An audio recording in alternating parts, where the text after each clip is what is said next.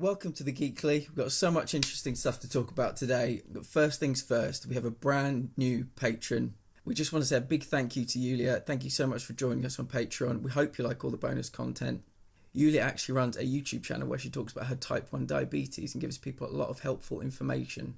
We're going to be having a big conversation about that on Podcast Way in the coming weeks. So I hope you tune in for that as well. Yulia, thank you so much for being a patron. We also did a giveaway of the child, or more popularly known, Baby Yoda Funko Pop, drawing the name yesterday on May 4th, which is, universally Star Wars Day. Apparently, today is Revenge of the 5th, so great, we have 2 Star Wars days. Anyway, the winner of Baby Yoda is Jennifer Flanders from our True Crime podcast. I wish we were able to use the little intro stinger bit of music from The Mandalorian. Yeah, that would have been awesome. Okay, let's start by talking about Better Than Us episodes 9 through 12. What did you think of this little collection of episodes?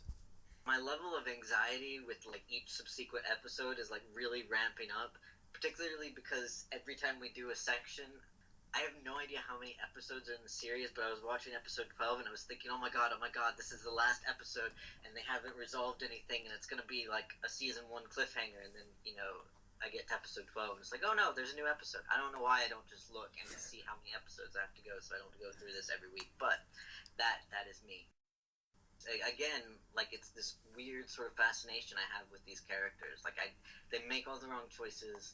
That it drives me crazy, the choices they make and how illogical and stupid they are. They're all kind of awful people, and yet I'm really invested in what's happening to them.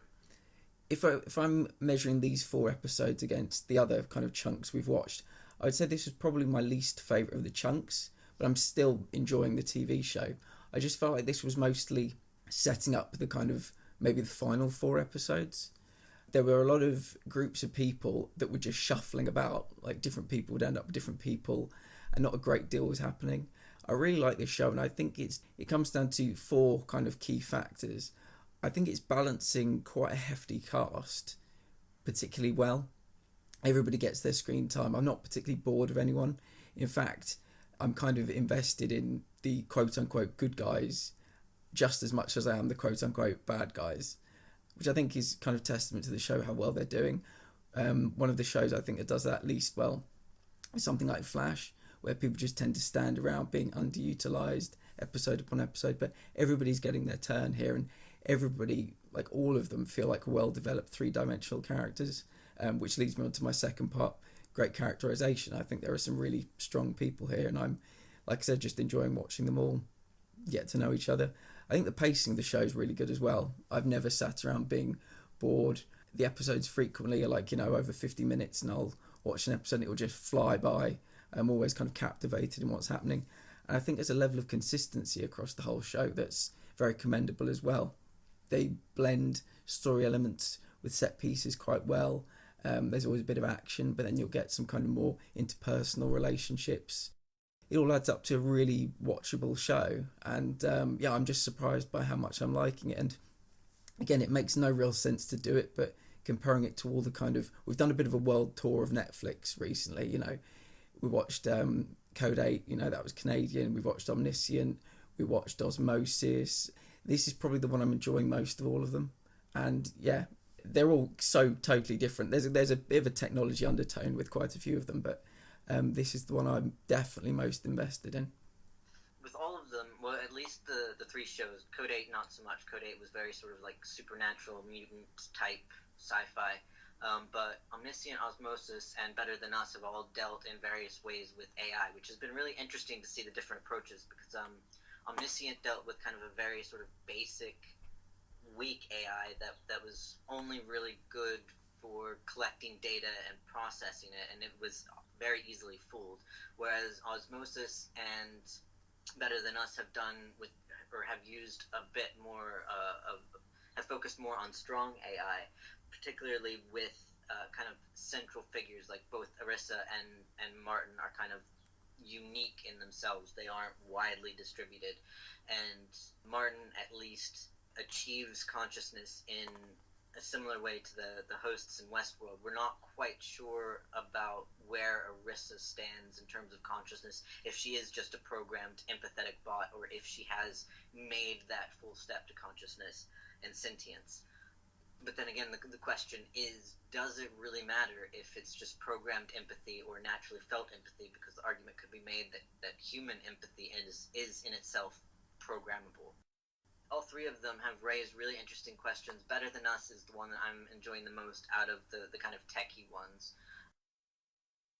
I think it was an interesting point you made about being just as invested in the kind of bad guys as the good guys, even though everybody is kind of a little bit of a mix of both. Like, you can think particularly about Bars and Gleb, who are quote unquote the bad guys or the villains in this. But you can sort of, Bars in particular, you understand his perspective and you can see where he's coming from, and okay, maybe his methods are a little extreme, but what he's saying is very valid, and kind of typical fears that people have about AI.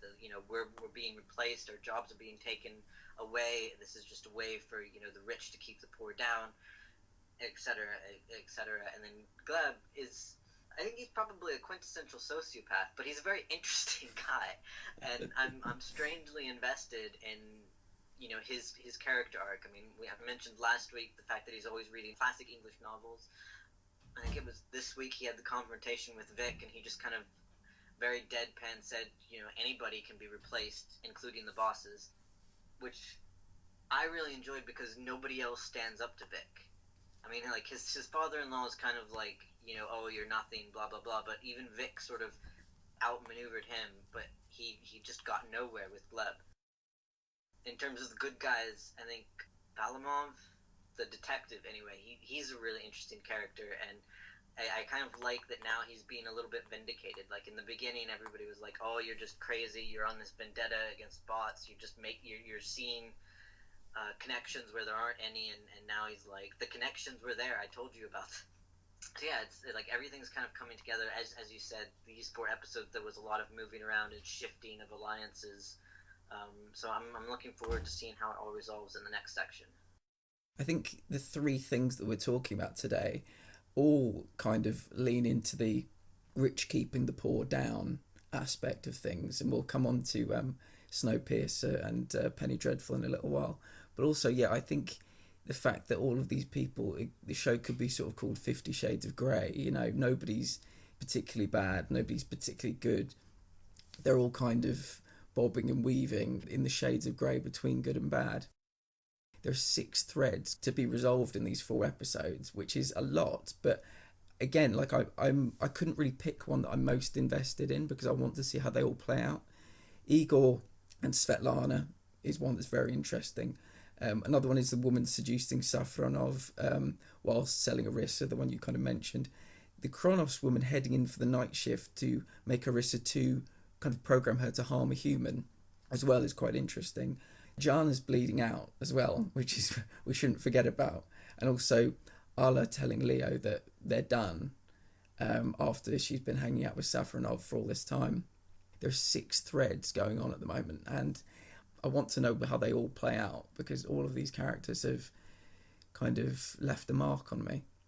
Yeah, like as you said, it is a really well-balanced show, and I think that in itself is worth watching because it's a very difficult thing for ensemble shows to do, to make sure every plot line and subplot is something you're invested in, make sure every character is someone you're invested in, and that nobody kind of gets left behind or lost in the mix. Like, they've done a really good job of maintaining each of these threads and having them weave in and out of each other. Like, I think all of the characters have kind of encountered each other at some point in some way. Some of them like very minimally, but yeah, everybody's kind of come in contact with everybody else, and it's all linked, and nothing is kind of extraneous or superficial or unnecessary.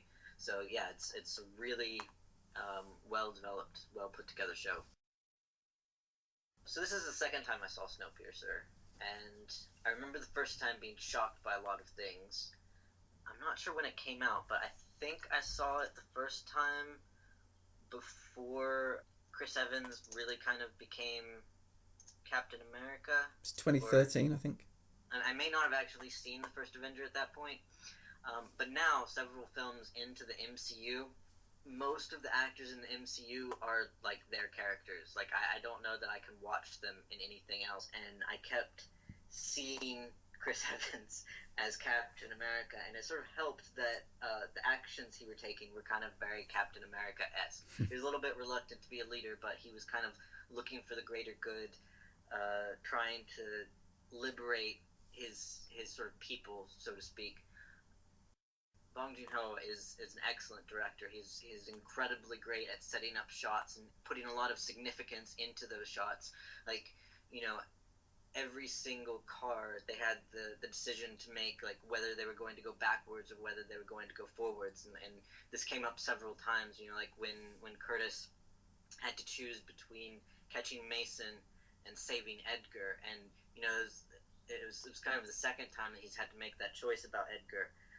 And we find out later why that was such a significant thing. It wasn't just that this was his friend. Like, he kind of he'd almost killed Edgar himself as when he was a baby, but capturing Mason meant that he could save more people.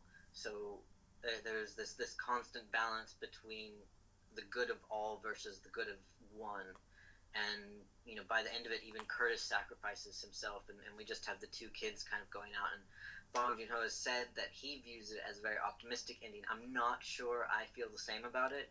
I mean, I know there's kind of this thing like, well, if the director says it, then that has to be true. But I also think that art is kind of interpretive and a collaboration between the creators and the audience or readers or whoever's consuming the media.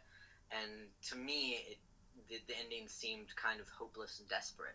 That's very interesting that you say that. My interpretation was actually very similar. They saw a polar bear, and I think the suggestion was life exists out of here. If I saw a polar bear, I would think, oh shit, I'm about to be eaten by a polar bear. I personally think the film should have ended when they were in front of the locked door, the final locked door, and Nam Gung Minso said, I've seen the Thor, let's go out this door, because I believe that we can survive. And I just think that they should have taken that route, and we should never have met Ed Harris. And, you know, the little band of them that were left over should have maybe tried to escape the train. I didn't particularly like the ending. Everything with Ed Harris, I felt was just... I just felt the story began to be a bit overtold as soon as they went through that final door. You know, there were just these constant revelations. And I get that we needed to know that Ed Harris and John Hurt were kind of in communication. They were setting up these, you know, they talked about there being no natural selection. So they had to kind of invent these rebellions to kind of cull the herd. And I guess that was an important revelation, but I just think the hopeful ending would have been them believing in this guy and trying to take the survivors out of the train and maybe starting again somehow. But yeah, I kind of had a similar note actually about the actual ending that we got. There were a couple of things that I didn't particularly like about the ending. Well, there were a couple of things I didn't like in particular. I mean, one was like Curtis discovering that the protein bars were made out of insects and being completely disgusted. I mean, and this was before the revelation came that he'd eaten actual human babies. I just thought, you know, looking at the conditions that they lived in the tail of the train, it was quite squalid. It was dark. They had no windows. It was dirty. It was gross. I would have thought that like eating insects would kind of be relatively low on the disgust meter. And then, you know, you find out that he's actually engaged in cannibalism, and it makes even less sense that he was grossed out by the idea of eating insects. Yeah, I mean, he seemed like a practical man, and yeah, that is a very practical thing to eat. People eat insects all the time. It's normal. Plenty of people have insects as part of their staple diet. It's not really a big deal. The second thing was the hand movements that both Mason and Ed Harris did, because they came across as like an unconscious tick, and a lot of people have interpreted this to mean that they were originally children inside the machine, but the train has only been around for 17 years, so that can't be possible because they're both too old. So there's no real explanation about why they have those movements. It would be a really cool connection if they had, like, the train had been around for longer than 17 years, and these rebellions kind of happened periodically, and they just rewrote history every single time. And whoever did the revolutionary that led the charge ended up becoming the next kind of Wilford. Then, like you said, the whole like over explaining thing that Ed Harris did with Curtis, and for a second it seemed like it was going to go a little bit different than the usual sort of dystopian revolution that obviously succeeds and the world becomes better for it, and the regime is overthrown. Like with Ed Harris's speech, it seemed like the regime was going to stay in place, and there was like this hopelessness to it, and you saw it on Curtis's face as well, as he absorbed all of this and processed it and realized that everything he worked for, everything he thought, or everything he had believed was fake and set up and manufactured, and all of those people had died basically for nothing. And but the more subtle narrative was the two code breakers who were opening the gates, and you really had to pay attention to him throughout the journey through the train, because it seemed like he was going off and was just kind of being this like spaced out junkie, but he was actually doing very deliberate actions in every single car to build up to blowing open the frozen shut door to the outside, which I found a really interesting and nice kind of subtle storyline, because it's one of those things that, like, if you watch it the first time, you might not notice until they tell you about it, but then, like, you go back and watch it again, and you can see all of those little instances where he's very quietly gathering information and gathering resources. So I liked that bit. What I would have liked would have been one of maybe three different endings. I would have either have liked Chris Evans to actually become the next Wilford. I think that would have been a better ending. That's just my personal opinion. Secondly, I think it would have been far better for them to kind of go out the door and try it themselves, because I don't know that I feel that we actually ever needed to meet Wilford. I think that just added a further kind of complication to it. These are supposedly the last vestiges of humanity, and they blew open the door, and literally the entire train and all of the people on it just died. Yeah, I mean, huge explosion. Yeah, the two left over. I mean, I don't know. I don't think they're going to be repopulating the planet. I mean, well, apparently they're supposed to be repopulating the planet according to the director, and I mean, conceivably, all right. Say she's like between 15 and 20. He's 5. They will have a very limited time span in which they can actually repopulate the Earth. Well, I guess like in about 7 years, he technically will be able to father children, but that's just going to be really weird. And I have this thing when there's like the last 2 people on Earth, and their whole thing is to like repopulate and restart the human race. Like it weirds me out, and I don't know if it's like the incest thing, because obviously if there are only 2 people and they're supposed to repopulate the Earth, incest will have to happen. So I don't know if that's like the socially imprinted taboo that weirds me out, but I just kind of feel like if there are only 2 people left on Earth, like why even try to live? Like just give up and die. Like there's no point in struggling to survive. Yeah, no, I think you're right. I think it probably is the incest angle, but yeah, they can have a very short window. But yeah, I mean, who knows? I definitely didn't see it as a hopeful ending. To be honest, they've got no shelter, they've got no food, they've got no weapons, and there are polar bears about. I just think they're going to last 2 minutes. If I'm being brutally honest. Yeah, I mean, they both of them have been completely sheltered for their entire lives. Oh yeah, she's 17. They did mention that because they called her a train baby. They've both spent their entire lives on the train. They've never been outside. They don't know how to hunt. They don't know how to build shelters. They don't really know how to do anything. She's an addict. He's a child. He's under 5.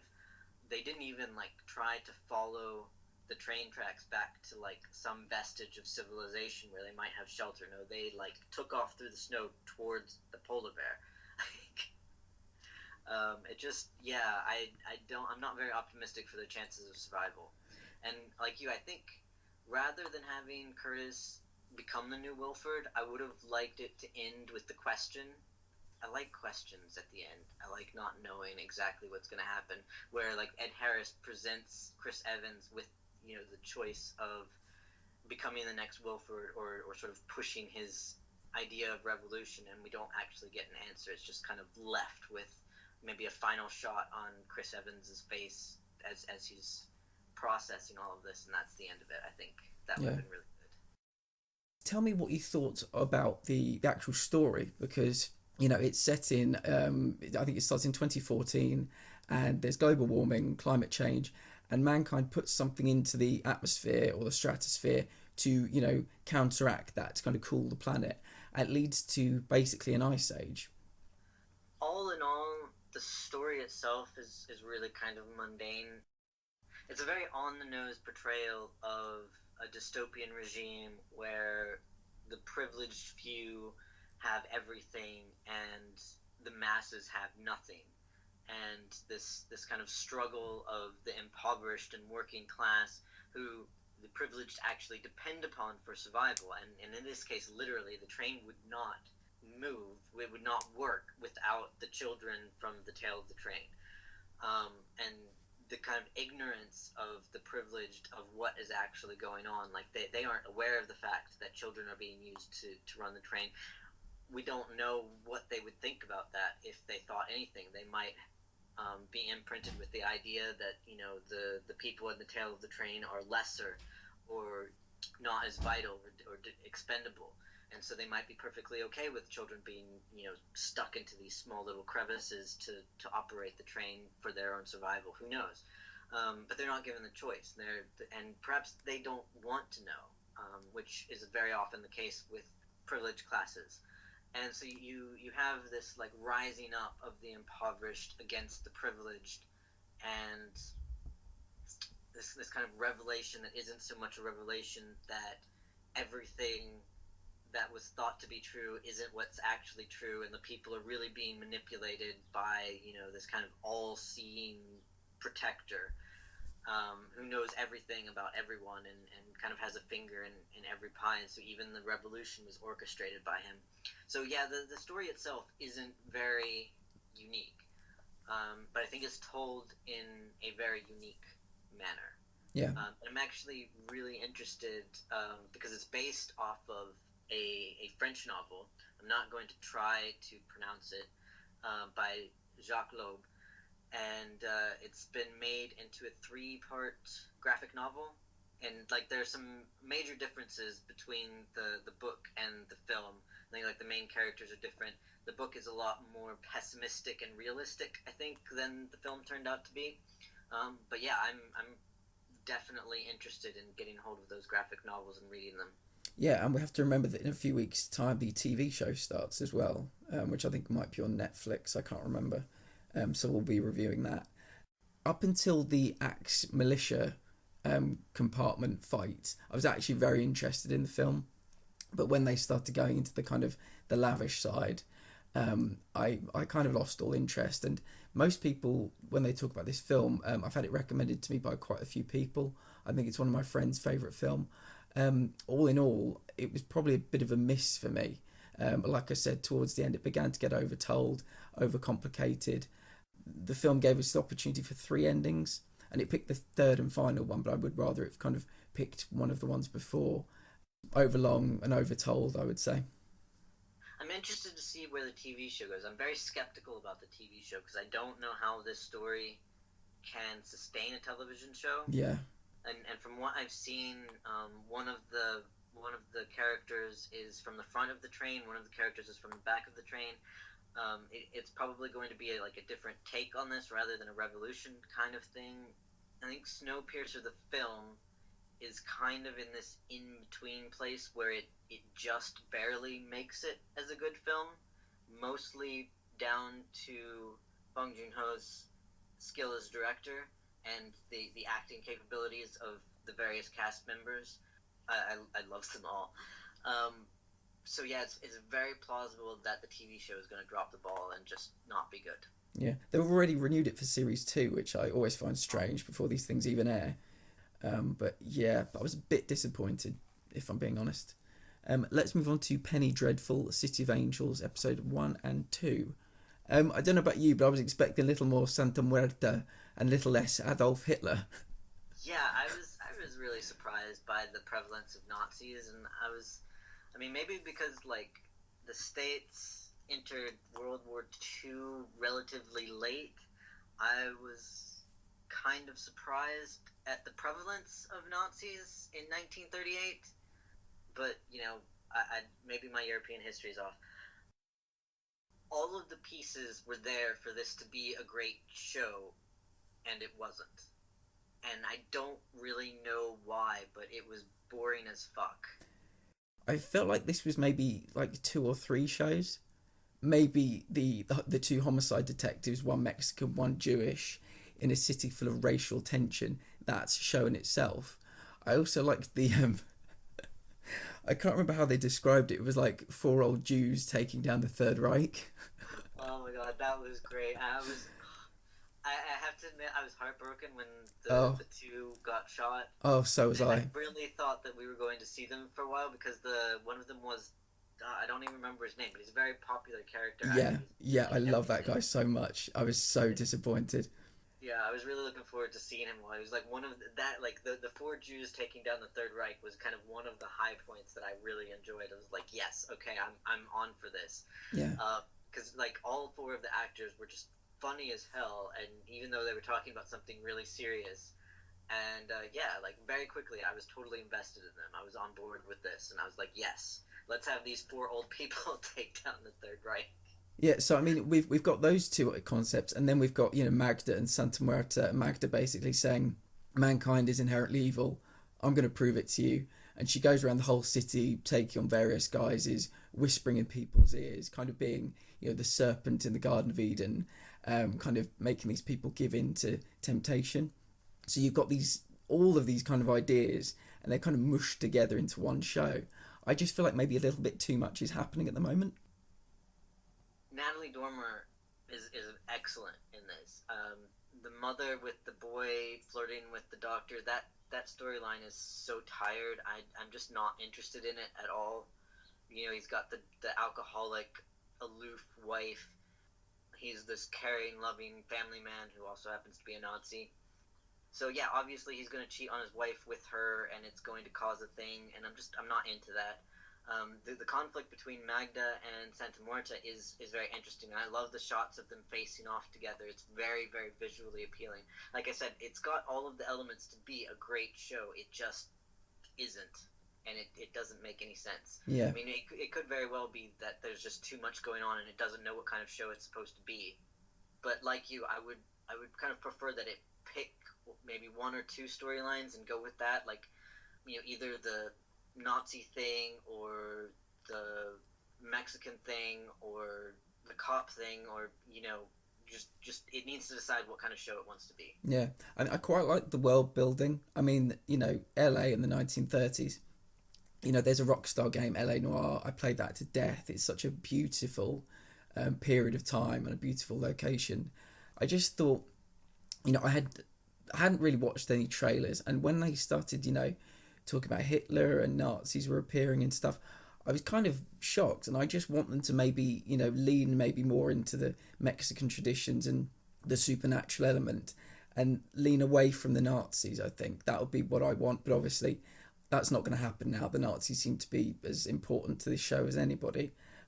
Which of the kind of characters did you enjoy most, or which of the performances did you enjoy most?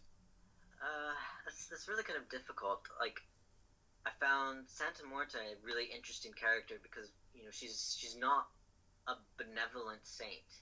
She's kind of cold and heartless.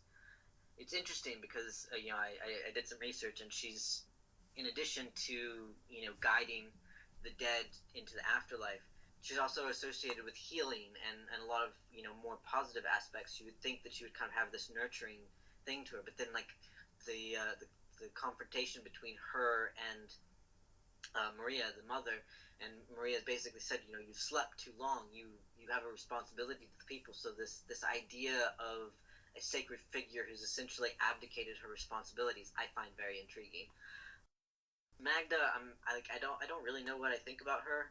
Natalie Dormer's performance is great. I don't know how I feel about that character. Maybe it's because her position is kind of unspecified. Like, we know who Santa Muerta is, but we don't really know who Magda is. She's just kind of this personification of evil. Magda's whole reason for her being seems to be to whisper in these people's ears and turn and create some sort of race war. but that isn't really needed. And so I don't know, it kind of undermines her whole reason for her existence. She comes across as kind of, this demon, this kind of devil-like individual, but also a bit like a Loki, like a god of mischief. She just seems to want to create havoc with people's lives on quite a small scale. It's all a bit insignificant. I think I want her to hopefully build up to do some grander things. I don't know. I think like you, I like Nathan Lane a lot, and I like the guy he's teamed up with. I want to almost like remove that, and maybe then you've got a show. Maybe then you've got two shows. It's just a bit kind of jumbled, and the focus is maybe pointing the wrong direction at the moment, which can happen sometimes in episode 1, season 1 of something, and they take time to refine it. There were some nice elements like the 4 Jews, but I just don't think the show knows what it is at the moment. It's trying to be maybe all things to all people. And you can only hope that some of these storylines maybe kind of come together. There's a bit of synergy down the line, but they seem very disparate at the moment. I do find Tiago's story kind of interesting. One, the whole conflict between his career and his community, and then also his career and his family. When, just to kind of go back a second and talk about the big shootout. Like you said, I knew that the shootout was going to happen right from the very beginning, because you have the police on one hand, the Mexicans on the other, facing off. The police have guns, the Mexicans have weapons, they're defending their home. The police are riled up about race already. You have the kind of Mexican implicated murder. I mean, we didn't even mention that Brent Spiner's yeah. That was such a shock. I know. I was like, oh my god, that's Brent Spiner. I almost because I texted you when I saw Nathan Lane, and then I got to Brent Spiner, and I was like, okay, I can't text him every time somebody shows up in the show. So you have these two groups that are already on edge, and the tension between them is super taut, and you know it's going to break. Then the introduction of Magda just seemed completely unnecessary. Particularly whispering into the ear of the kid, because he was a kid that she whispered into. I would totally believe that he would just be so on edge that he would accidentally pull the trigger without any sort of coaching or motivation. Because we've seen that in film and TV all the live long day. That person exists. I'm trying to think of some examples. In history, yeah. Even. The first shot of the Civil War was an accident. So yeah, it's not unbelievable, and it did, as you say, kind of minimize her role, because she really wasn't needed to spark that tinderbox at all. And likewise with Raul, when he picked up the gun and just started shooting cops, I believed that he would have done that on his own. But I found it really interesting that Tiago made the choice to shoot his brother in the head, of all places, to save his partner. Yeah. And, I was thinking about this and was like, okay, maybe in the heat of the moment he didn't really aim very well and he didn't mean to shoot him in the head.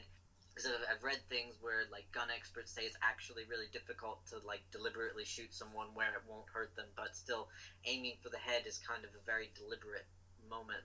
Surely you could aim for some other part of the body. Yeah. The fact that the younger brother saw it happen, but the mother and the sister are kind of oblivious, and it doesn't seem like the younger brother is going to say anything unless Raul dies. And then I had the introduction of the kind of gang member, and so I imagine that the younger brother is going to end up joining the gang, and we're going to have that whole storyline, which again is not something I'm particularly interested in because it's been told so many times before. We're planning on watching one more next week, but we'll probably make a decision after that. Okay, well I guess that'll do for today. Thank you once again to Yulia. Congratulations again to our True Crime podcast. You can find us on YouTube. You can find us pretty much everywhere at this point, and we'll see you next week. All right, see ya.